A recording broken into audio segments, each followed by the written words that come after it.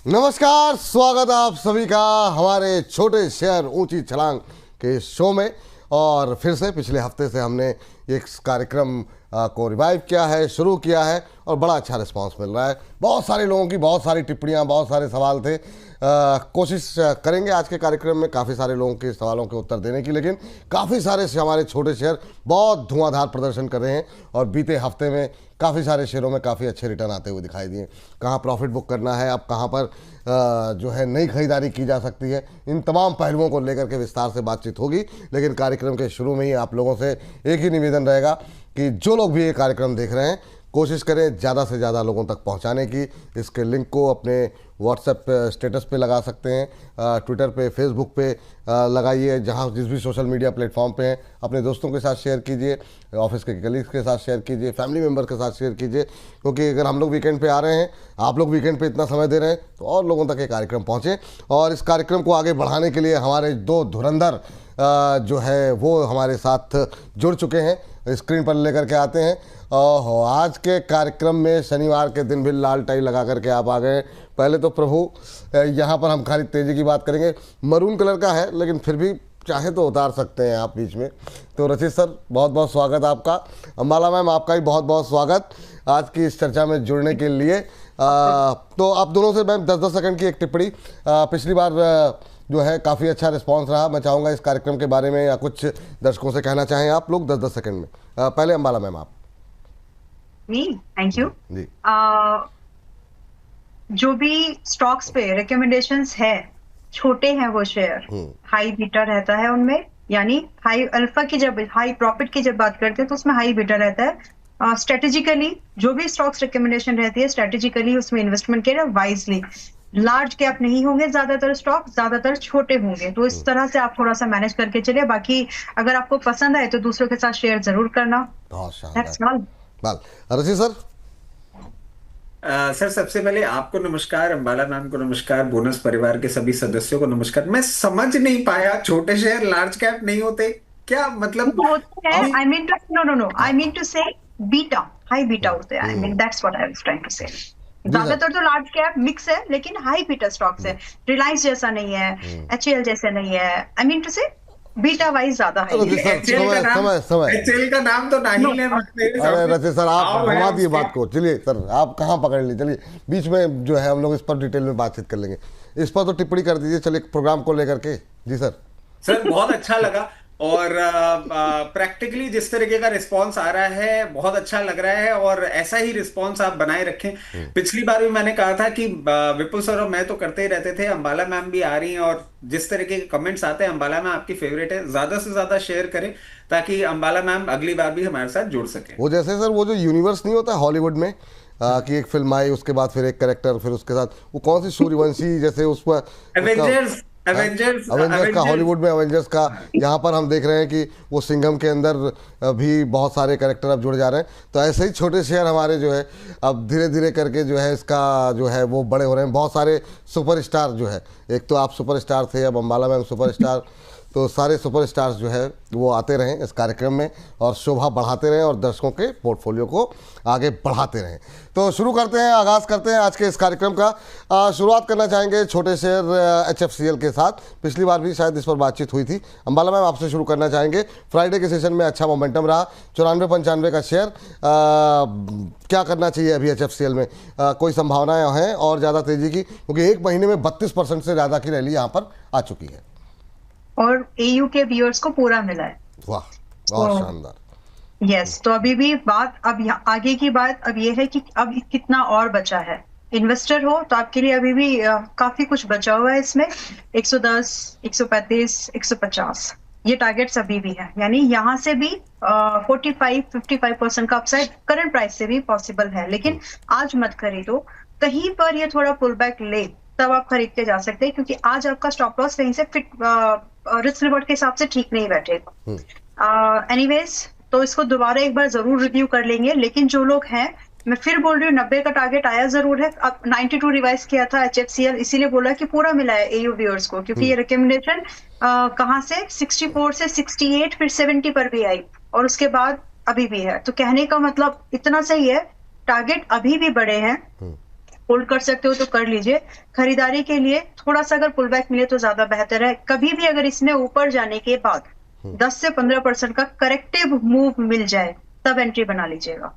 10% नीचे आने पे खरीदे हैं, ये करें, 10% Yes. टूटने पे खरीदें, टारगेट क्या रखें? 110, 125, 150। चलिए 110, 125, 150 ये टारगेट के साथ आप यहाँ पर खरीदारी करके चल सकते हैं। ये बात HFCL को लेकर के निकल करके आई है। चलिए अगली कंपनी जो है स्क्रीन पर लेकर के आते हैं और ज़रा बातचीत कर लेते हैं IFCI को लेकर के। काफ़ी लोगों के सवाल थे IFCI पे। सर ज़रा देखिए अभी क्या व्यू रहेगा आपका, किस तरीके से देख रहे हैं IFCI को? सर देखिए, क्लियर केस है, NSE की IPO की जितनी गहमा गहमी बढ़ती जाएगी IFCI में उतना ही मोमेंटम आता हुआ दिखेगा। जिस तरीके से पोजीशन है, जब तक 58 रुपीज के ऊपर ये अपने आप को मेंटेन कर रहा है बहुत कंफर्टेबली, आपको 67 और 67 के ऊपर 74 लेवल्स तक का मोमेंटम दिखा सकता है इन वेरी नियर टर्म। तो एक लेवल्स के साथ पोजीशन को मेंटेन करें और जो पोजीशन बनाना चाह रहे हैं बिल्कुल पोजीशन बना भी सकते हैं, बट लेवल्स को मेंटेन करना होगा, स्टॉप लॉस को खासा ध्यान देना होगा। चलिए ये बात जो है IFCI को लेकर के निकल करके आई है। अगला स्टॉक अंबाला मैम के हिस्से जा रहा है और बाद में इसको डिस्कस करें या फिर पहले ही डिस्कस कर लें? बाद में ही करते हैं, थोड़ा सा वक्त गुजर जाने के बाद।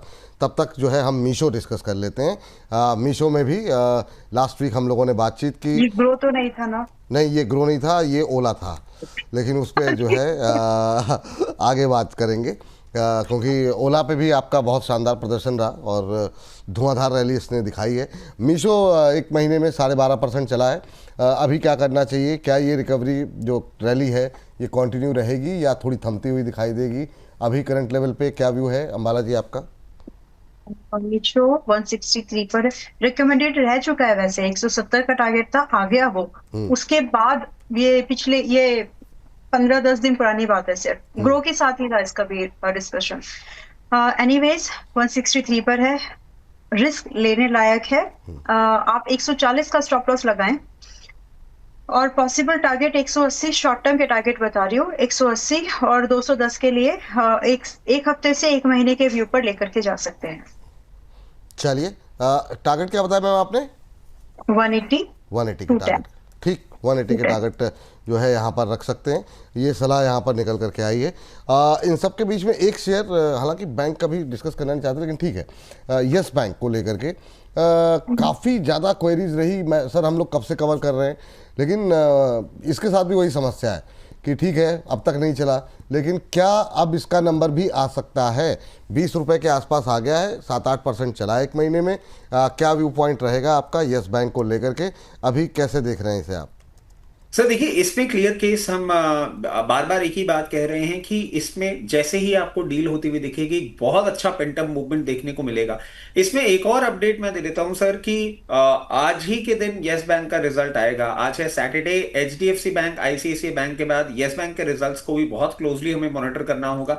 जिस तरीके से ही प्लेस्ड है, अगर बाय द टाइम रिजल्ट्स सही आते हैं और ये 20 रुपए 80 पैसे के ऊपर मेंटेन करने लग जाता है तो एक पेंटअप मूवमेंट आपको यहां पे देखने को मिल सकता है, जो कि क्लियर केस आपको एक बार इसमें मोमेंटम 22 रुपीज 60 पैसे तक लेके जा सकता है। और फिर ग्रेजुअली जब आपको डील की पूरी होता हुआ ट्रांजैक्शन इसके कंफर्मेशन आते हुए दिखेंगे, तब 24 और 24 से 28 तक का भी मूवमेंट करता हुआ दिखा सकता है। अगर रिजल्ट्स अच्छे आते हैं तो 22 तक के लेवल्स तो आपको नेक्स्ट वीक ही देखने को मिल सकते हैं। चलिए अगली दो कंपनियां हैं, सेजिलिटी और NBCC। सेजिलिटी पे अंबाला मैम आप देख लीजिए, NBCC रचित सर आप एक बार देख लीजिए। सेजिलिटी पे पिछली बार काफ़ी टिप्पणियाँ थी तो इसको ज़रा शामिल करते हैं। 42-43 के आसपास का भाव यहाँ पर देखने को अभी मिल रहा है। करंट लेवल पे मैम अब क्या करना चाहिए? कोई संभावनाएं हैं और ज़्यादा रिकवरी की यहाँ पर? फ्राइडे के सेशन में तो हमने थोड़ा प्रेशर देखा जी। तो करंट लेवल पर फिलहाल बाय नहीं लेना चाहिए, रेंज देख लेते हैं कहां पर दोबारा बाइंग बनती है। या तो ये 44.50 44.5 के ऊपर जाए तो फिर बाय है, उस समय स्टॉप लॉस होगा 40 का, एक्चुअली 41 का, उस समय स्टॉप लॉस होगा 41 का। जब ये 44.5 के ऊपर निकल जाए तो एक कंफर्मेशन मिल जाएगी आपको ट्रेंड की, या फिर आपको ये मिल जाए आप वापस से 40 पर। तो ये दो प्राइस है, दोनों के प्राइस अलर्ट लगाइए, जो पहले आए तब उसमें आप अपनी एंट्री बना लीजिए, नॉइस कट कर देना एकदम, लेवल्स पर फोकस करिएगा। अगर 40 की बाइंग मिल रही है तो उस समय स्टॉप लॉस 37.50 है, और 44.50 की मिल रही है तो उस समय आपका स्टॉप लॉस 41 है। दोनों ही सूरत में टारगेट जो है, पहला ही टारगेट आपका 48 है, दूसरा टारगेट आपका 53 का है, थर्ड टारगेट आपका 60 का है, अनअचीवेबल है। तो जितना अगर मिल गया नीचे तो यू आर लकी इनफ, अगर नहीं भी तो भी आपका फेवरेबल रिस्क रिवॉर्ड बनने के लिए जगह है, सेजुलिटी को कंसीडर कर सकते हैं, प्राइस अलर्ट लगाइएगा। चलिए, ये बात यहाँ पर निकल करके आई है। एनबीसीसी के लिए सर के पास चलते हैं। सर, एनबीसीसी पे व्यू क्या है आपका? एनबीसीसी को किस तरीके से आप देख रहे हैं? यहाँ पर भी सर उम्मीदें लोगों की काफ़ी ज़्यादा हैं, ये भी 100 के नज़दीक पहुँचता हुआ दिखाई दे रहा है। 13-14% की रैली रही है बीते एक महीने के अंदर, लेकिन यहाँ से क्या और ज़्यादा अपसाइड की गुंजाइश देखने को मिल सकती है क्या? सर क्लियर केस है, देखिए अच्छा मोमेंटम इसने रजिस्टर किया है, and till the time it maintains above 88 levels. आप जो 100 रुपए की बात कर रहे थे वो टारगेट्स आपको बहुत कंफर्टेबली देखने को मिल सकते हैं। टेक्निकल पैटर्न की अगर हम बात करें तो 100 रुपए एक्चुअल में 100 रुपए 80 पैसे इसका 200 डे मूविंग एवरेज है, वहां पे थोड़ा सा सप्लाई एक बार देखने को मिल सकता है। बट अब जिस तरीके से वॉल्यूम बेस्ड बाइंग देखने को मिल रही है, जैसे ही ये 100 रुपए को क्रॉस करेगा फर्दर अपमूव आपको देखने को मिल सकता है, एंड क्लियर केस 104 और 114 के लेवल्स दिखा सकता है। जिनके पास पोजीशन है बने रहे, जिनके पास पोजीशन नहीं है कहीं भी यहां पे भी चाहे 90, 92, 91 जहां आपको सही लगे एक बार पोजीशन बनाइए। 88 का रखेंगे स्टॉप लॉस। अब ये अपसाइड के लिए तैयार हो चुका है। ठीक, एक काफी लोगों की क्वेरी थी फ्राइडे के सेशन में सर, वो था बीसीसीएल। विपुल जी, हाँ, खौफ तो आपका भी है। क्यों, मेरा क्या खौफ है? टाई निकाल दी इन्होंने। अरे मेरा निवेदन बोलते ही निकाल दी थी आपने, अब नोटिस किया है। तुरंत ही निकाल दी थी, लेकिन निवेदन था मेरा कि भाई छुट्टी का दिन है, अब कहाँ किस चीज को से डरा रहे हैं सर? एक्चुअली अम्बाला मैम, मैं आपको एक चीज बता देता हूँ, और आप ये जो खौफ की बात कर रही हैं, देखिए दो लोग होते हैं दुनिया में, दो ही किस्म के लोग होते हैं। One are the kings and one are the king makers. Kings सिर्फ चेहरे पे और फेस पे दिखते हैं कि वो किंग हैं, जो किंग मेकर होते हैं वो बिहाइंड द सीन सारा का सारा काम करते रहते हैं। अभी हम ट्रैवलिंग जयपुर एयरपोर्ट पे फ्राइडे को एक सीआईएसएफ ऑफिसर मुझे मिले, वो मुझे पहचान गए और उन्होंने क्लियर केस ये कहा कि आपको बोनस पे हम फॉलो करते हैं, और विपुल सर जो हैं उनके हम सारे शोज देखते हैं।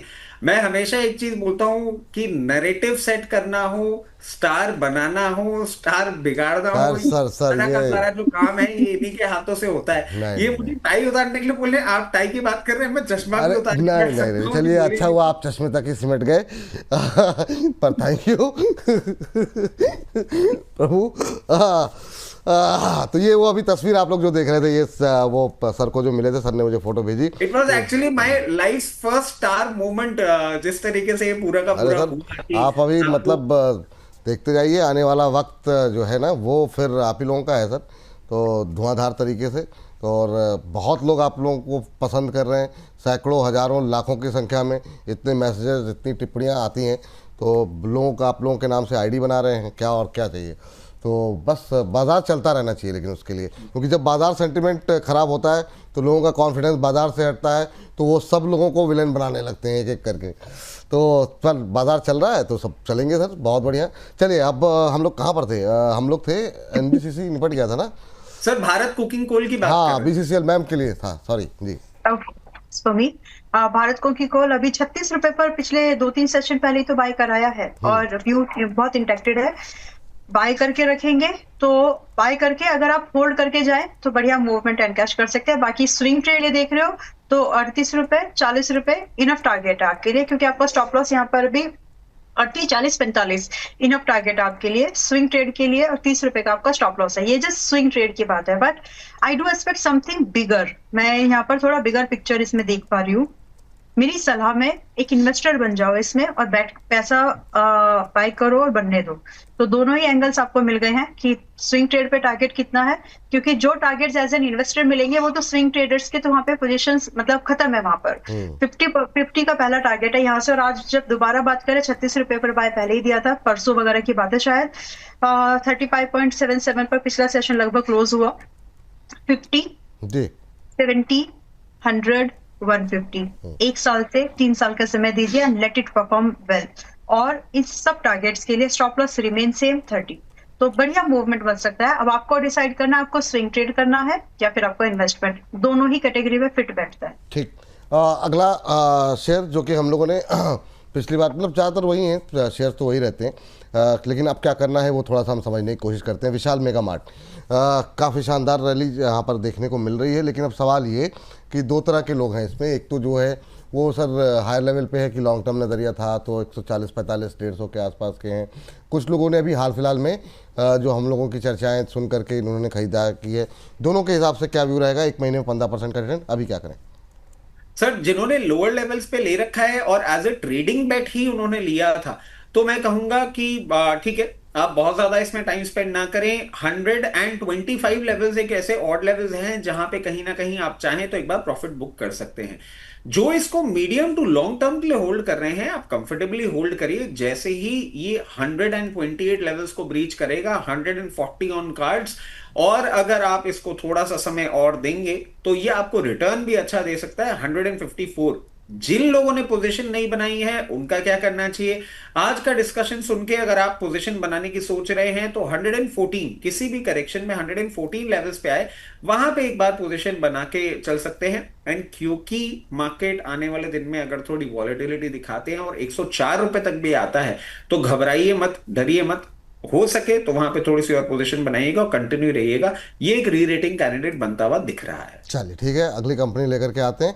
अब मुझे लगता है कि अच्छा, आप लोगों को कहीं पर भी कोई अगर रिकमेंडेशन देनी हो तो हर 10-15 मिनट पे आप लोगों के पास, मैम आपके पास भी अगर 200, 250, 300 तक भी अगर हम कंसीडर कर सकें, कोई अगर कॉल होगी तो बताइएगा, ताकि नेक्स्ट वीक लोगों के लिए जो अच्छे प्रदर्शन कर सकें।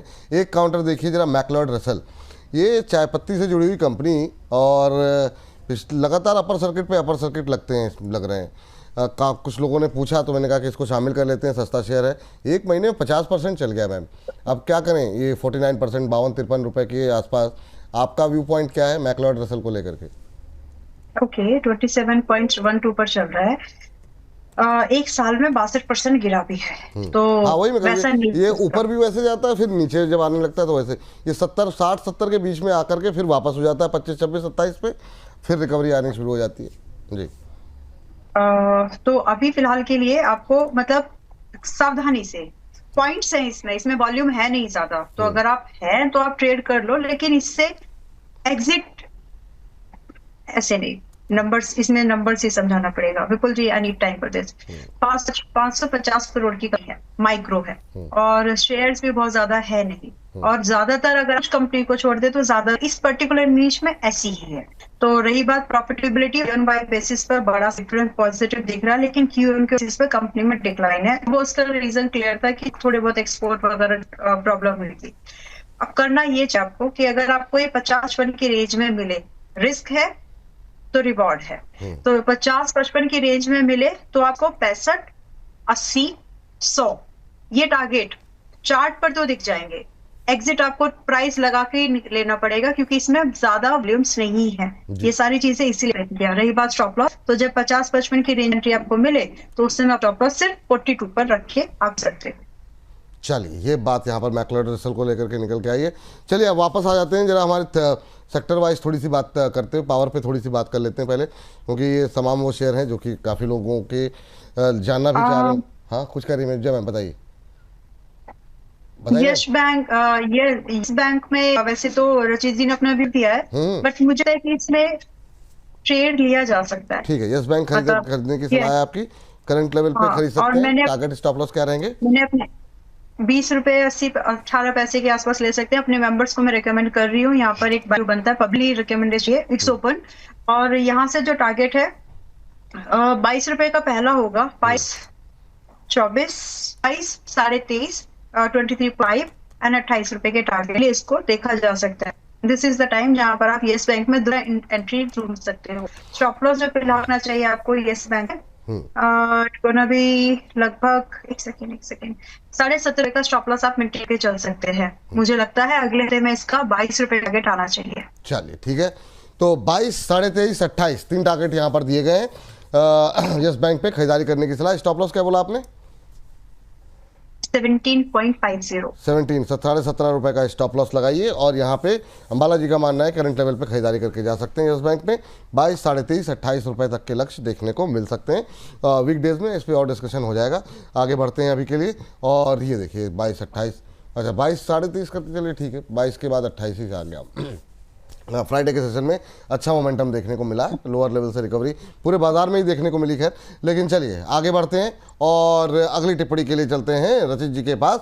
और रचित सर, जरा पावर सेक्टर पे शुरू कर लेते हैं बातचीत। एनएचपीसी से शुरू करना चाहेंगे धीरे धीरे करके। ये जो है पिछले जो हम लोगों की बातचीत जहाँ छूटी थी वहाँ से ठीक ठाक रिकवरी आ गई सर। 83-84 रुपये पहुँच गया है। फ्राइडे के सेशन में भी अच्छा मोमेंटम रहा। क्या करें अब?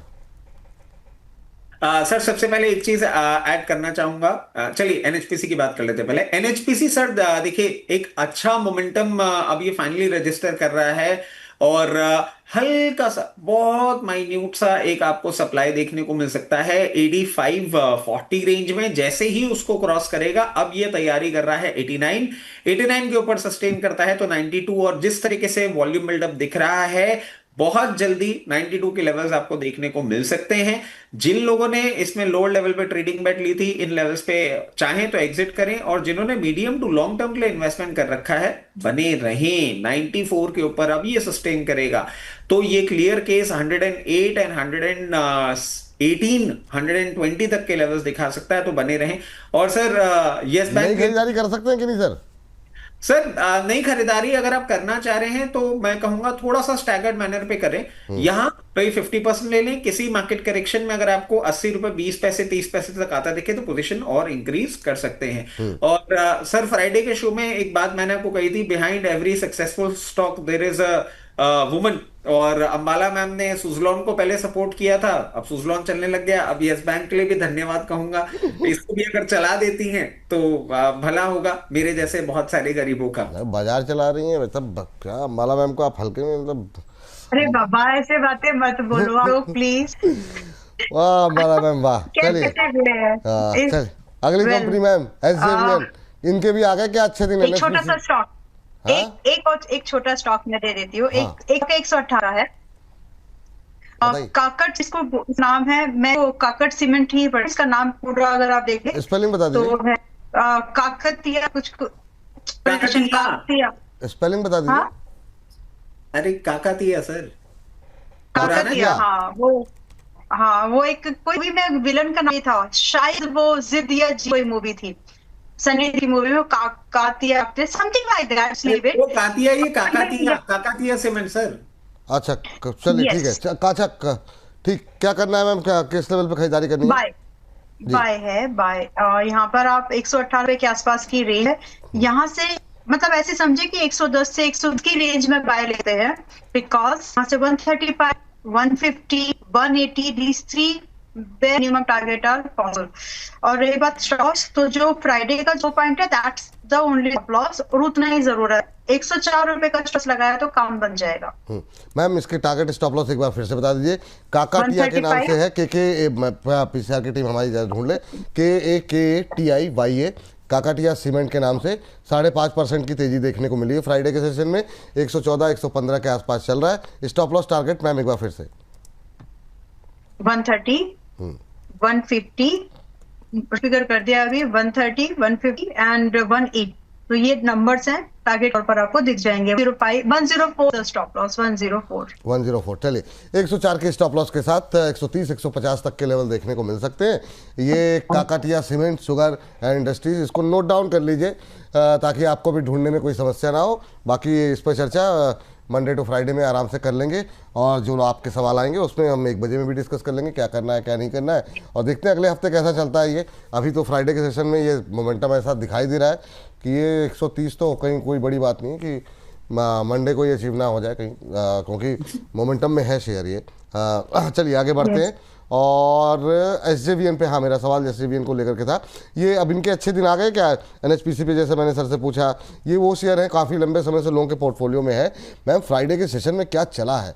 मतलब लोअर लेवल से इंट्राडे चार्ट आप इसका देखिए, 4% से ज़्यादा क्या मोमेंटम, और क्या ये मतलब अब टाइम आ गया 15% की रैली 1 महीने में, ये भी जाएगा क्या 90 के आसपास?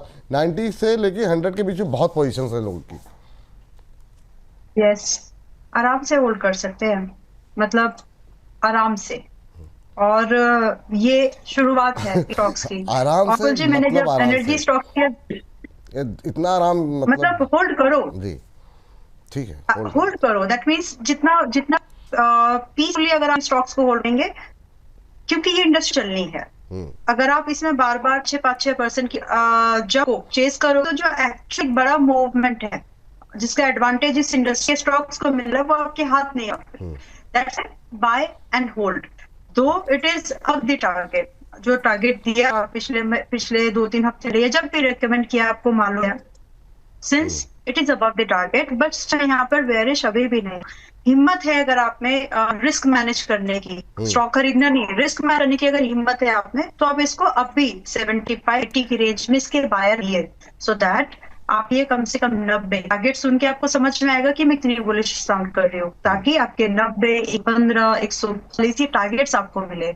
और बहुत फिजिबल, बहुत पॉसिबल, बहुत इजी अचीवेबल टारगेट्स लगते हैं ये। तो जब भी आपको ये 75-80 की रेंज में मिले, बायर बताइए, स्टॉप लॉस 68 का रख लेना अभी तक। ठीक है, चलिए जेपी पावर सर, फ्राइडे में थोड़ा सा प्रॉफिट बुकिंग देखने को मिली हल्की। एनएचपीसी एसजेवीएन तो चल गए, ये थोड़े से अब सुस्त हो रहे हैं। क्या हो गया इनका टाइम, या फिर इस गिरावट के बाद नेक्स्ट वीक मंडे को दोबारा खरीदने की कोशिश करनी चाहिए 18-19 रुपए के आसपास? नहीं नहीं सर, टाइम क्यों हुआ, मतलब अभी तो आप देखें वो डील ही पूरी तरीके से नहीं आती भी आपको दिखी। अभी तो बहुत इसमें पोटेंसी है, लोअर लेवल से अच्छा मोमेंटम ये रजिस्टर कर रहा है। गोइंग फॉरवर्ड आने वाले वीक या 15 डेज में आपको बहुत कंफर्टेबली एक सप्लाई पॉइंट देखने को मिल सकता है 2180 लेवल्स। उसके ऊपर सस्टेन करेगा तो बहुत कंफर्टेबली 24 तक का मोमेंटम कर सकता है। And then we will have to wait for the deal. जैसे ही क्लैरिटी आएगी 28 के लेवल्स, और फिर जब डील अनाउंस हो जाएगी, सारी चीजें हो जाएंगी, री रेटिंग कैसे होता है वो देख के आगे की क्या टारगेट्स निकलेंगे वो बताए जाएंगे। चलिए ठीक है, फिर आ जाते हैं हम अमला मैम, एक आर पावर पे बाद में बात करेंगे। एक आपने स्टॉक डिस्कस किया था ओरिएंट ग्रीन करके, हाँ ग्रीन पावर करके। अब ये बताइए कि फ्राइडे के, हाँ 11 रुपए का शेयर था वो, 11.5 के टारगेट को रिवाइज किया था 11.5 पर। हाँ, तो मैं कह रहा हूँ जो लोग पहली बार देख रहे हैं तो उनको हो सकता है ना पता हो, तो अभी ये देखिए 19-20% चला है एक महीने में। अभी क्या नेक्स्ट वीक, क्या अभी 11 रुपए के आसपास अगर नई खरीदारी करनी हो तो क्या कर सकते हैं, और जिनके पास है उनके लिए क्या सलाह रहेगी ग्रीन पावर के अंदर? 10 से 10.5 के आसपास मिले, या फिर ऐसा लीजिए 10 से 11 की रेंज में तो खरीदारी करते हैं। इसका नेचर वॉलेटाइल, पिछले 1 मार्च से अभी तक 30% चल चुका है, मतलब बॉटम जो मार्च के बने वहां से 30% चल चुका है, और भी कहीं 9 रुपए पैसे की बाइंग और 8 रुपए 70 की बाइंग थी। नाउ प्रॉफिट बुकिंग की सलाह मैंने 11 पर भी नहीं दी। आप लोगों को अगर कहीं मौका मिले 10-11 की रेंज में कल के मार्केट में, नेक्स्ट मार्केट सेशन खरीदारी कर सकते हैं। 11.5 ही पहला गेट होगा, क्योंकि कुछ लोग इसमें नीचे से भी आए होंगे, राइट। सो 11.5 से लेकर विपुल जी, इन माई ओपिनियन 11.5, 13 रुपए एंड 15 रुपए ये मिनिमम टारगेट्स है जो ग्रीन में आपको दिख सकते हैं। स्टॉप लॉस जब आपकी एंट्री हो जाए, मिल जाए को अगर, तो आपका स्टॉप उस समय आप 9 रुपए पर फिलहाल के रख लीजिए, और जैसे ही 11.5 क्रॉस करे, प्रॉफिटिंग की जरूरत मुझे नहीं लगा है, तो आप थोड़ा सा 13 रुपए के टारगेट चेज कर लीजिए, तो एंट्री नेक्स्ट मार्केट सेशन में 10 से 11 के बीच में मिल सकती है। 10 से 11 के बीच में खरीदना है, 11.5 पहला टारगेट। क्योंकि आवाज़ आपकी थोड़ी सी बीच में ब्रेक हो रही थी, उसके बाद से 13, फिर 15, स्टॉप लॉस लगाए 9 रुपए का। ये बात हो गई ओरिएंट ग्रीन को लेकर के। अब आ जाते हैं आर पावर को लेकर के। आर पावर के बाद रतन इंडिया पावर, दो पहले सस्ते शेयरों में बात थोड़ी सी खत्म कर दें, उसके बाद से इरड़ा और बाकी सब पे बात कर लेते हैं। सर आर पावर पे आपने स्ट्रेटजी एक सजेस्ट की थी, अभी क्या करें सर? क्या जिस तरह की रैली में ये है शेयर, फ्राइडे के सेशन में थोड़ा सा प्रेशर जरूर रहा, पर ये अच्छी रिकवरी इसमें आई है, एक महीने के अंदर अंदर 30% भाग गया, अभी क्या करें? सर देखिए, और अपसाइड देखने को मिलेगा। मतलब ये तो प्रैक्टिकली एक अलग ही बात हो गई कि स्ट्रैटेजी जहां सजेस्ट करी थी उस लेवल से ये चलना चालू हो गया। जब तक ये आपको मेंटेन करता हुआ दिख रहा है 2560 के ऊपर, आपको 34-35 लेवल्स तक के टारगेट बहुत इजीली दिखा सकता है। और ग्रेजुअली जो हमने बात कही थी कि टेक ओवर कैंडिडेट और वो सब बनता हुआ भी दिखेगा, फिर आपको 46 लेवल्स तक भी जाता हुआ दिखेगा। जिन्होंने पोजीशन बना रखी है बनाए रखें, जिन्होंने नहीं बनाई है अगर फ्रेश पोजीशन बनाना चाह रहे हैं और ट्रेडिंग बेट के तौर पे ले रहे हैं, तो इसमें 25 रुपए के क्लोजिंग बेसिस स्टॉप लॉस के साथ पोजीशन बनानी। चलिए ठीक, ये बात हो गई। अब आ जाते हैं थोड़ा सा ऊपर, थोड़ा सा उठते हैं और जैसे हमारे अदानी पावर हैं, हमारे इरडा हैं, उन पे थोड़ा फटाफट बात कर लेते हैं। लेकिन उन सबसे पहले एक स्टॉक पे बात कर लेते हैं, सुज़लॉन, जो कि आप दोनों की राय जानना चाहेंगे। दोनों के पसंदीदा शेयरों में शामिल है। हालांकि समय बहुत तेज़ी से बीत रहा है, लेकिन फिर भी अंबाला मैम, पहले आप सुज़लॉन पे बताइए कि क्या व्यू है अब आपका, क्योंकि इसमें जो है जो फर्स्ट टारगेट थे वो पूरे हुए, लेकिन क्या रैली रही है फ्राइडे के सेशन में, 6.25% ऊपर और 53 रुपये के लेवल को क्रॉस किया है। अब क्या 60 की करे तैयारी? तो अब ये बताइए पहले, और क्या 53, 53.5, 54 पे खरीद सकते हैं मंडे को? अगर ये 54 मान लीजिए ओपनिंग में टच कर जाए, तो क्या 54 पे भी खरीद सकते हैं 60 के लिए? और यही सेम सवाल रशीद सर आपसे। नहीं, ओके तो पहले इसको 60 पे जाने दो। 60 पे ना मुझे लगता है वो एक रेजिस्टेंस जोन है, 60 और 63 की रेंज है, उसके लिए एक रेजिस्टेंस जोन है। वहां से थोड़े दिन ये ठहर सकता है और वापस एक नई रेंज बनाएगा, जिसमें एंट्री स्टॉप लॉस कहाँ लगाना है वो पता चल जाएगा। तो let the price trade in that range first. एक बार 60 का टारगेट आ जाता है, वहां पर फिर देखेंगे कि दोबारा एंट्री कहाँ बनानी चाहिए। एनीवेज अगर 10% करंट प्राइस इसका 52 रुपए 53 पैसे पर क्लोज हो गया, अगर यहाँ से कभी भी ये 10% तक टूट जाता है तब भी एंट्री बना लो आप। बोले तो 47 रुपए 46 रुपए के आसपास मिले तो खरीद सकते हैं। लेकिन जब तक ये नहीं हो रहा है तब तक पहले 60 रुपए ये जा सकता है। उसके बाद आपको दोबारा एंट्रीज ढूंढने के लिए अभी पेशेंस चाहिए। हो सकता है 1.5 महीना भी लगे दोबारा फ्रेश एंट्री बनाने से पहले। स्टॉक को तो नए हाइज बनाने हैं, मैं मतलब सॉरी इस साल के नए हाइज बनाने हैं, मैं इतना ही बोल सकती हूँ आपको। बाकी फिलहाल के लिए फ्रेश बाय या तो 47-48 की रेंज पर, या फिर एक बार जब 60 हो जाए उसके बाद दोबारा इसमें जब पुल बैक आएगा तब दोबारा खरीदारी कर लेंगे। जो है वो बने रहिए, फ्रेश बाय अभी मत करो, महंगा सौदा पड़ जाएगा अगर एक भी दिन ये गलत तरीके से गया तो। सर्किट इसमें यूसीएलसी जो है ना नाम के नहीं है, लगते हैं इसमें। यूसीएलसी लगते हैं, नाम के नहीं है। वाह रशीद सर अद्भुत है। अब आप रिस्क लेंगे 53 पे? सर देखिए एक क्लियर केस है कि अगर आपको 53 पर रिस्क लेना ही है तो चलिए ले लीजिए, और इसको एज ए ट्रेडिंग बेट लेंगे तो मुनाफा घाटा दोनों हो सकता है। स्टॉप लॉस जो आपको लगाना होगा ना, वो स्टॉप लॉस क्लियर केस होगा 49.80 का, इससे ज्यादा का दिमाग ही नहीं लगाना है। 49.80 के स्टॉप लॉस के साथ पोजीशन अपनी बना के रखिए, 60 रुपए के टारगेट आए तो निकल जाइएगा। चलिए ठीक, 60 रुपए दोनों का मानना ये है कि पहली रुकावट आती है वहाँ के आसपास जाएगा। तो अंबाला जी भी कह रही हैं और रशीद जी भी कह रहे हैं, तो रिस्क लेना चाहें तो ले सकते हैं, रशीद जी का मानना है। ठीक है, स्टॉप लॉस का ध्यान रखें। चलिए फटाफट आगे बढ़ते हैं और बात कर लेते हैं अदानी पावर पे। मैम आप अदानी पावर देखिए और रशीद सर आप इरिडा निकाल लीजिए तब तक। पावर पे थोड़ी सी बातचीत तेज़ी के साथ आगे बढ़ाई जाए। अदानी पावर में मैम टारगेट तो ऑलमोस्ट सारे अचीव हो गए, लेकिन अब 200 रुपये क्रॉस कर रहा है। अभी भी क्या खरीदें या क्या करें, क्योंकि ये रुकने वाला तो लग नहीं रहा, लेकिन क्या खरीदने लायक है? क्या खरीदने लायक है अगर आपके अंदर हिम्मत है रिस्क मैनेज करने की, तो रुकता तो नहीं है अभी। 210 और 240-50, 210 फर्स्ट टारगेट है, 240-50 रिवाइज्ड रेंज सेकंड टारगेट है, वो आ रहा है, इट्स ऑन द वे। तो आपके रिस्क एपेटाइट में अगर बैठता है तो बैठा लीजिए। मेरी नजर में अगर आपको, मैं चाहती थी कि ये दोबारा एंट्री मिले लोगों को, मतलब लेकिन डिस्काउंट नहीं आएगा विपुल जी, अभी ये मजबूती की तरफ जा रहा है। मैं इसीलिए बोल रही थी ना कि स्टॉक एक भागने शुरू हुए तो फिर हाथ नहीं आएंगे, तो इसलिए पहले बैठो इस ट्रेन में। ये इट्स वंदे भारत, तो फिर हाथ नहीं आने वाली है। बैठना है तो पहले बैठो। तो स्टेशन पे आपका वेट करना पड़ता था इसके लिए, अभी जो भी है चलो। बट जो लोग हैं, आप लोगों के लिए अभी भी 210 और 250 काइंड ऑफ टारगेट अभी भी ओपन है, आप उसके लिए होल्ड कर जाइए। फिर भी क्योंकि काउंटर मजबूत है और मुझे लग रहा है कि 250 पर भी ये रुकेगा नहीं, ये 300 की कहानी रचने वाला है, तो आप कोशिश करिए 190 पे अगर आपको मिल जाए तो एक अटेम्प्ट रिस्की ले ही लो। 160 का एसएल रखना, 190 के पास बाइंग करने की कोशिश करना, क्योंकि 210 और 250 के टारगेट तो मिनिमम है, 300 की चांसेस है कि ये आएगा, तो आप अटेम्प्ट कर लो। स्टॉक ठीक है, चलेगा इसलिए क्योंकि क्वालिटी है। समय है तो मेरे पास 2 स्टॉक्स है, मैं एक उसमें से अभी शेयर कर देती हूँ आपको, जिसमें कि छोटा ही काउंटर है 55 रुपीज, और कल के सेशन में आई मीन फ्राइडे में ये 20% के अपर सर्किट पर क्लोज हुआ है। ओह, कौन सा है? और स्टॉक का नाम है यस, कई बार मैं इसको मतलब मेरे रडार पर रहता है। स्टील एंड आयरन प्रोडक्ट्स पे मैन्युफैक्चरिंग प्रोडक्ट में ट्रेड एंड मैन्युफैक्चरिंग करता है। Oil country tabular limited, OCTL। और अभी पिछले आगे क्या? Oil country tabular limited, OCTL। हाँ जी।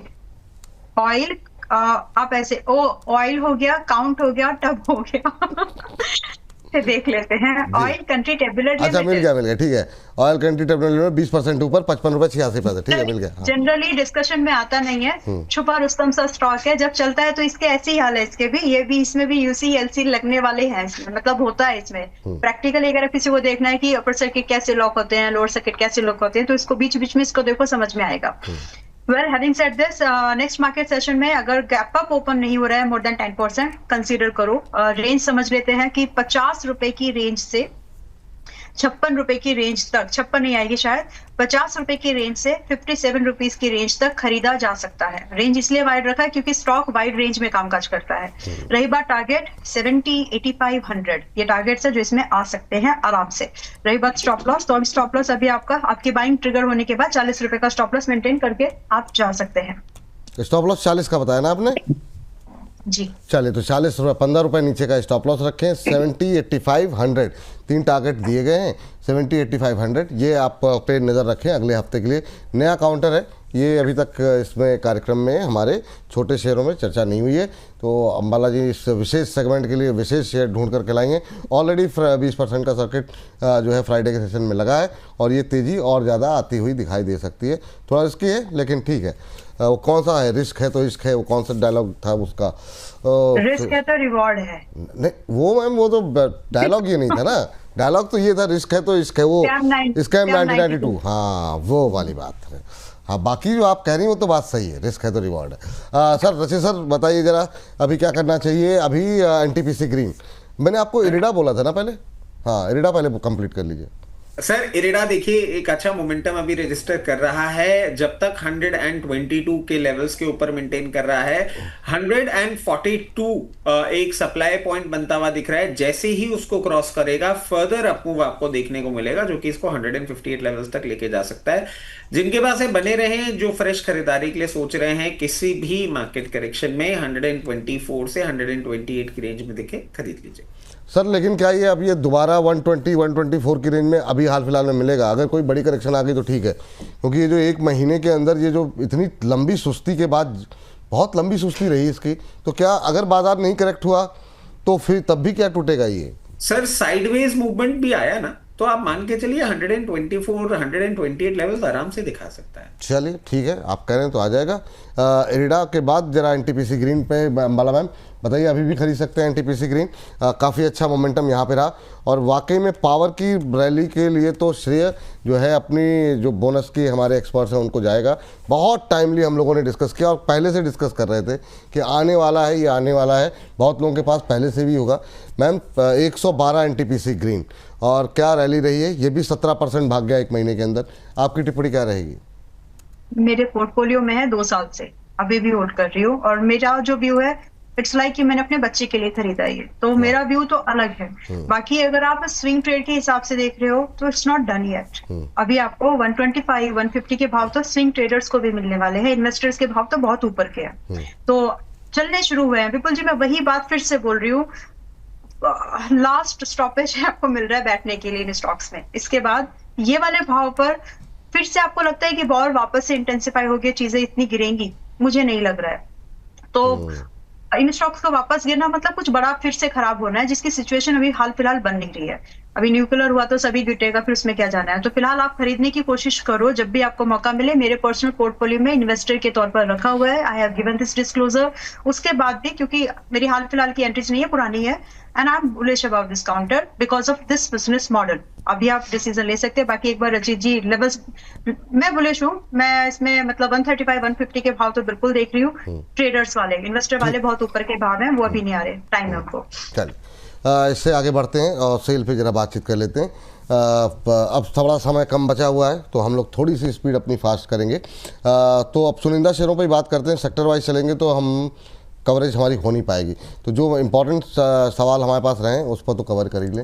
सेल सर, इसकी भी रफ्तार नहीं थमने को आ रही है। धीमा चलता था, नहीं रिटर्न मिलते थे, लेकिन जब चला तो क्या चला, 173 एक महीने में 13% की रैली यहाँ पर भी रही है। पर क्या ये रैली अभी और कंटिन्यू होगी? कहाँ पे प्रॉफिट बुक करना चाहिए जिनके पास प्रीवियस पहले से जिनके पास है, और जो नहीं लिए हुए हैं उनके लिए कुछ टिप्पणी करना चाहेंगे आप?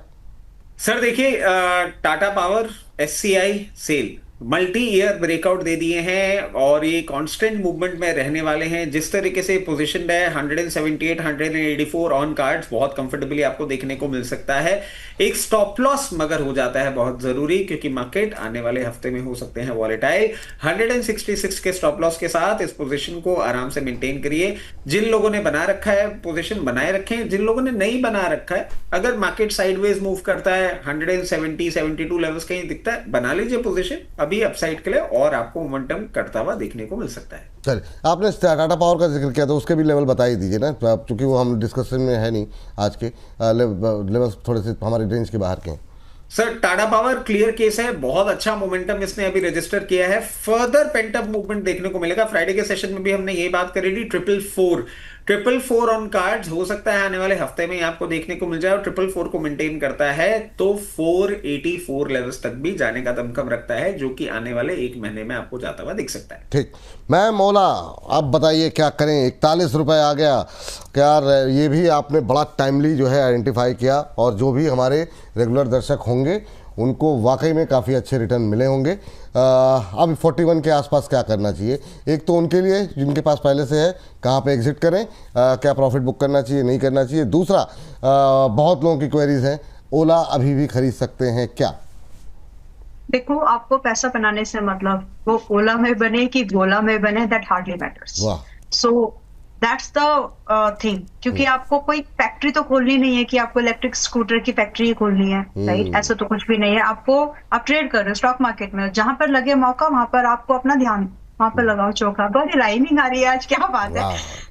कहने का आपके मतलब अंदर का कवि जो है अब धीरे धीरे परिपक्व होता जा रहा है मैम, तो ऐसी कविताएं आप लिखना और शुरू कीजिए। जी मैम, तो ओला में जी ठीक है, थैंक यू। तो ओला में 40 का भाव आ गया था, 50% प्रॉफिट बुक करने की सलाह है। मंडे भी अगर 50-40 के ऊपर रहा तो मैं तब भी यही बोलूंगी कि 50% क्वांटिटी ही होल्ड करो, बाकी 50 के लिए रखिए, ये शॉर्ट टर्म टारगेट। उसके बाद देखेंगे कि 65 वगैरह जाएगा कि नहीं, देखेंगे बाद में। लेकिन 60 तो आ रहा है। अभी खरीद सकते हैं? नहीं, मैंने इसीलिए बोला ना ये बात, ओला में ही पैसा बनाना ऐसे जरूरी थोड़ी, और भी तो स्टॉक्स डिस्कस हो रहे हैं। बिकॉज आपका रिस्क मैनेजमेंट करना, जब क्षमता की बात होती है ना, रिस्क कहाँ पर ले वो इम्पोर्टेंट है। अगर आपको ओला दोबारा 36, 37 पर मिले तो ठीक, नहीं मिले तो छोड़ दो, दूर से नमस्ते रखो, क्योंकि बहुत वॉलेटाइल स्टॉक है। दूसरे काउंटर्स आप देख सकते हैं जहां पर अपॉर्चुनिटी बन जाएगी। चलिए, अब ये बताइए सर जरा कि वोडाफोन खरीद सकते हैं क्या? आपका पसंदीदा शेयरों में से हम लोग रहा, बहुत अच्छे लोगों को पैसे भी बने, लोगों को प्रॉफिट भी कराया, अब दोबारा नीचे है। अब ये दोबारा इसमें कब रैली आने की संभावनाएं दिखाई दे रही है सर? वोडाफोन पे क्या करना चाहिए? सर देखिए, थोड़ा टाइम हो गया और अंडर परफॉर्मेंस इसने अपना दिखाया, और आई वेरी क्लियरली रिमेंबर पिछले हफ्ते भी जब हम जुड़े थे तब हमने ये बात कही थी कि आपको 8 रुपए 80 पैसे, 60 पैसे, 40 पैसे इस रेंज में देखने को मिले तो आप इसमें अपनी पोजीशन बना सकते हैं। सेम व्यू के साथ स्टिक अराउंड करेंगे। क्या अभी ये क्लियर केस एक ब्रेकआउट कैंडिडेट बनता हुआ दिख रहा है? नहीं। ये कब बनेगा? जब आपको कंफर्टेबली 10 रुपए 10 पैसे के ऊपर मेंटेन करता हुआ दिखेगा, फिर वापस अब इसमें चाल आती हुई आपको देखने को मिल सकती है। और ये पहला लेवल 12 रुपए, और अगर रिजल्ट्स इसके फेवरेबल होते हुए दिखते हैं तो अब ये भी 14 रुपए 80 पैसे की तैयारी कर रहा है। बट वैल्यू हंटिंग करेंगे लोअर लेवल पे, क्योंकि अभी ब्रेकआउट नहीं दिया है। चलिए ठीक है, ये हो गया वोडाफोन आइडिया। और अब आ जाते हैं, मैम जरा बताइए कि अपोलो माइक्रो में क्या करें? अपोलो माइक्रो में बड़ी अच्छी रिकवरी जो है, तेज़ी जो है वो देखने को मिल रही है डिफेंस के अंदर। हालांकि हमारी रेंज से थोड़ा ऊपर का जरूर है, लेकिन फ्राइडे के सेशन में क्या शानदार रैली रही इसमें। और 17% के आसपास का मोमेंटम यहाँ पर देखने को मिला है। एक महीने में 40% ऑलरेडी ऊपर जा चुका है। क्या और ज़्यादा अपसाइड की संभावनाएं हैं? प्रॉफिट बुक करें, खरीदें, क्या करें? अपोलो माइक्रो और सर जरा आप ले लीजिए SCI करंट लेवल पे खरीद सकते हैं कि नहीं? दोनों लोगों से एक एक सवाल फटाफट सर। पहले अंबाला मैम। Thank you. और अपोलो माइक्रो 290 का इंट्राडे टारगेट दिया था कल के, मतलब फ्राइडे के सेशन के लिए, 287 गया और 255 या 260 पर बोला था कि इंट्राडे में भी चाहो तो खरीद सकते हो। जिसने इंट्राडे में क्लोज किया पोजीशन उसको भी 12-15% कुछ तो मिला ही है, लेकिन बेचना नहीं है इसको अभी। और जो आपने बोला ना विपुल जी की 40% वगैरह गया है एक महीने में, ये पूरा मिला है EU के व्यूअर्स को, इसलिए शोज को मिस मत करो। अभी फिर से आपकी जो बाइंग है कर ही लिया होगा आप लोगों ने कल फ्राइडे में, अगर नहीं भी किया टाइम बस 1.5 मिनट का है मैम जी। 270 के आसपास मिल जाए, आंखें बंद करके बोल देती हूँ, 270 के आसपास मिल जाए खुले रखिए, कोई समस्या नहीं है। 330 350 के आसपास का टारगेट आपको मिनिमम है ट्रेडिंग के पॉइंट ऑफ व्यू से, लेकिन इन्वेस्टर के हिसाब से देखोगे तो 400 के लिए होल्ड करना चाहिए और 270 के आसपास बाय, 350-400 के टारगेट के लिए। स्टॉप लॉस जब आप अभी खरीदेंगे 270 के पास में मिले तो 240 का स्टॉप लॉस रख लेना। चलिए SCI shipping corporation of India, sir क्या करना चाहिए? करंट लेवल पे खरीद सकते हैं, 6% की रैली, क्या अभी 300 के ऊपर निकल गया है, हवाई रेंज से थोड़ा सा बाहर, लेकिन क्या करंट लेवल पे खरीदें? अगर खरीदना ही चाहते हैं तो 298 के स्टॉप लॉस के साथ इसको खरीदिए। जिस तरीके से पोजीशन है आपको बहुत कंफर्टेबली आने वाले दिनों में 324 और 346 के लेवल्स दिखा सकता है। मल्टी ईयर ब्रेकआउट दिया है, 346 के ऊपर अगर सस्टेन करता है ना sir, then sky will be the limit और 386 के पहले रुकेगा नहीं। ग्रो अभी करंट लेवल पे खरीद सकते हैं मैम, हाँ या ना बताइए? 200 के नीचे आया है, फ्राइडे के सेशन में थोड़ा प्रॉफिट बुकिंग, क्या करें? ना ठीक है, जिनके पास है वो होल्ड करें, वो भी बेच दें, प्रॉफिट बुक करें, वो होल्ड कर सकते हैं 210 250 के लिए, 210 250 पे वो वहाँ पर निकल सकते हैं। ये राय यहाँ पर निकल करके आई है। सर ऑटो और बैंक दो रह गए हैं, ऑटो बैंक में सब आपका पसंदीदा कोई काउंटर हो तो बताइए, क्योंकि समय मुझे बोला जा रहा है कि भाई साहब भागना पड़ेगा, तो 1-1.5 मिनट किसी तरीके से टाइम बाय किया है। बैंक में कोई है पसंदीदा अभी करंट लेवल पे जो बाय कर सकते हैं? मैम आप भी बताइएगा जी। सर बैंक, सॉरी बताइए इस समय को आप सर बताइए क्या करना है। पीएनबी अच्छा लगता है सर, पीएनबी जिस तरीके से मोमेंटम कर रहा है, अभी अगर खरीदना चाहते हैं तो यहाँ पे भी खरीद लीजिएगा ट्रेडिंग बेट के तौर पे 108 रुपए के स्टॉप लॉस के साथ। जैसे ही 114 रुपए का ब्रेकआउट देगा 124 के बाद 138 के लेवल दिखा सकता है। और ऑटो एंसिलरी में मदरसन अच्छा लग रहा है, एक अच्छे ब्रेकआउट के साथ ही मोमेंटम कर रहा है। इन लेवल पे ले सकते हैं, 118 रुपए का रहेगा स्टॉप लॉस, 118 रुपए के ऊपर मेंटेन करेगा, 136 के लेवल आपको दिखा सकता है। चलिए माला मैम, इसमें से कोई इस सेक्टर में कोई है ऑटो एंसिलरी और सिर्फ लेवल? जी है कि जमुना ऑटो सामने रखा है स्क्रीन पर, और एक तरफ महाराष्ट्र बैंक रखा है। हाँ, तो ये दोनों स्टॉक है जो मैं शेयर करने जा रही हूँ। बस लेवल बताइए। 128 पर है। विपुल जी रुक जाइए, बता रही हूँ। ऐसे क्या है, नंबर आगे पीछे हो जाते हैं, रुकिए जरा मैं बता रही हूँ। तो जमुना ऑटो इज एट 128, यहाँ पर बाय ले सकते हैं 160 और 185 के टारगेट के लिए। स्टॉप लॉस जो है 102 का मेंटेन करना है, प्लीज बुरा मत मानिए। नहीं अरे मैम क्या बात करती थी जी, थैंक यू। और महाराष्ट्र बैंक जो है 72.73 पर लास्ट सेशन में क्लोज हो गया। 72-73 इसी रेंज में बायर बन सकते हैं। स्टॉप लॉस स्विंग कर रखना छोटा ही 65 पर, और पॉसिबल जो टारगेट है 80 से लेकर के आपको 90 रुपए के टारगेट महाराष्ट्र बैंक में आते हुए दिख सकते हैं। हाँ सर, डिस्क्लोजर आपकी तरफ से। जितने भी स्टॉक्स आपके चैनल पे डिस्कस किए उसमें personal position, limited family position, client position हो सकती है। जितने भी स्टॉक्स आपके चैनल पे डिस्कस किए वो कंपनी, उनके प्रमोटर ग्रुप कंपनीज हमारे क्लाइंट हो सकते हैं। Investment in equity market subject to market risk, please consult your financial advisor before making any investment, taking any trade in any skip that we have discussed on your channel. As always sir, fun doing show, जल्दी मिलते हैं। Thank you. करीब 33-34 share हम लोगों ने cover करने की कोशिश की है, थोड़ा सा समय कम पड़ गया, अभी बहुत सारी लिस्ट बाकी थी, तो इस वजह से दबाव बनाना पड़ता है माला मैम आपकी। और हाँ, लेकिन आप लोगों से जिस भी सोशल मीडिया प्लेटफॉर्म पे हों, माला मैम और रचित सर आप लोग भी शेयर कीजिएगा, और हमारे दर्शकों से रिक्वेस्ट है इसको शेयर करते रहिएगा। अंबाला मैम, डिस्क्लोजर आपकी तरफ से भी। जाते जाते एक छोटा स्टॉक और है, अगर आप चाहें तो उसको कंसीडर कर सकते हैं। सिर्फ लेवल बता दीजिए मैम। तो Airfloa, defence, railway, Airfloa, rail systems वगैरह, इन सब में काम स्पेल कर देती हूँ AIR एरोफ्लेक्स, ठीक है मैम, ठीक है AIR FLOA एयरफ्लेक्स अच्छा, नहीं है, एयरफ्लोआ रेल टेक्नोलॉजी लिमिटेड। ओके। ठीक है। हाँ। और 348 पर पिछले सेशन में क्लोज हुआ। अगर आपको नेक्स्ट सेशन में आपको 330 350 पर मिले, फील योरसेल्फ लकी, क्योंकि यहाँ से जो अगली मूवमेंट है वो 390 और 450 की है।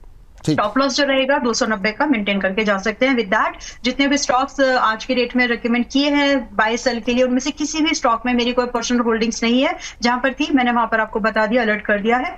बाकी मेंबर्स के पास पोर्टफोलियोज में अलग अलग प्लेटफॉर्म पर जब लाइव होते हैं तो पॉसिबिलिटीज हैं कि जो लोग देखते हैं, ट्रेड करते हैं, उनके पोर्टफोलियोज में स्टॉक्स हों, और जो मेंबर्स हैं वहां पर भी पॉसिबिलिटीज है कि उनके पास भी स्टॉक्स हो, क्योंकि short term, long term and derivative recommendations हम शेयर करते हैं अकॉर्डिंग टू दी सिचुएशंस।